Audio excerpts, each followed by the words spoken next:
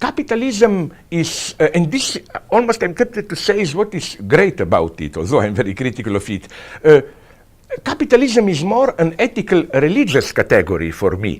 It's not true when people attack capitalists as egotists, they don't care for. No, an ideal capitalist is someone who is ready again to stake his life, to risk everything just so that production grows, profit grows, capital circulates. His personal or her happiness is totally subordinated to this. This is what I think Walter Benjamin, the great Frankfurt School companion thinker, had in mind when he said capitalism is a form of religion. You cannot explain, account for a figure of a passionate capitalist obsessed with expanded circulation, with the rise of his company in terms of personal happiness.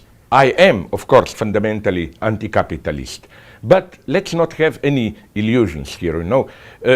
What shocks me is that most of the critics of today's capitalism feel even embarrassed, that's my experience, when you confront them with a simple question. Okay, we heard your story, protest, horrible, big banks depriving us of billions, hundreds, thousands of billions of common people's money. Okay, but what do you really want? What should replace the system? And then you get one big confusion. You get either general moralistic answers like, people shouldn't serve money, money should serve people. Well, frankly, Hitler would have agreed with it, especially because he would say when people serve money, money is controlled by Jews and so on. No? So either this or some kind of a vague Keynesian social democracy or a simple moralistic critique and so on and so on. So it's easy to be just formally anti-capitalist, but what does it really mean? It's totally open. This is why, as I always repeat, with all my sympathy for Occupy Wall Street movement, its result was, I call it a Bartleby lesson. Bartleby, of course, Herman Melville's Bartleby, who always answered his favor, I would prefer not to. The message of Occupy Wall Street is, I would prefer not to play the existing game. There is something fundamentally wrong with the system, and the existing forms of institutionalized democracy are not strong enough to deal with problems. Beyond this, they don't have an answer, and neither do I. For me, Occupy Wall Street is just a signal. It's like clearing the table. Time to start thinking. The other thing, it's a little bit boring to listen to this mantra of capitalism is in its last stage.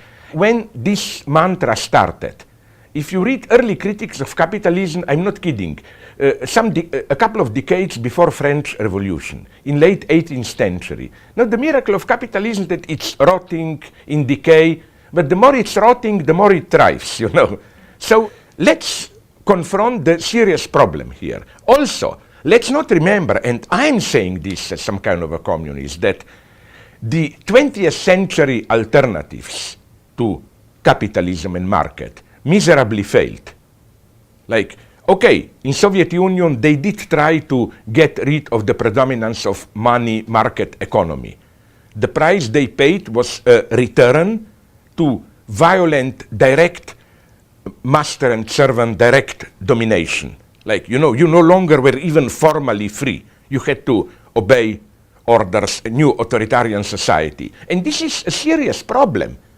How to abolish market without regressing into relations of servitude and domination. My advice would be, because I don't have simple answers, two things. A, precisely to start thinking. Don't get caught into this pseudo-activist pressure, do something, let's do it, and so on and so on. No, the time is to think. I even provoked some of the leftist friends when I told them that if the famous Marxist formula was, philosophers have only interpreted the world, the time is to change it, thesis 11 on Feuerbach, that maybe today we should say, in the 20th century, we maybe tried to change the world too quickly. The time is to interpret it again, to start thinking. Second thing, I'm not saying people are suffering, enduring horrible things, that we should just sit and think, but we should be very careful what we do. Here, let me give you a surprising example.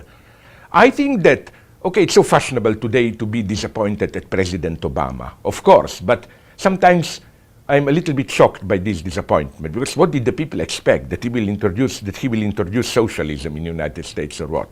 But for example, the ongoing universal healthcare debate is an important one. This is a great thing. Why?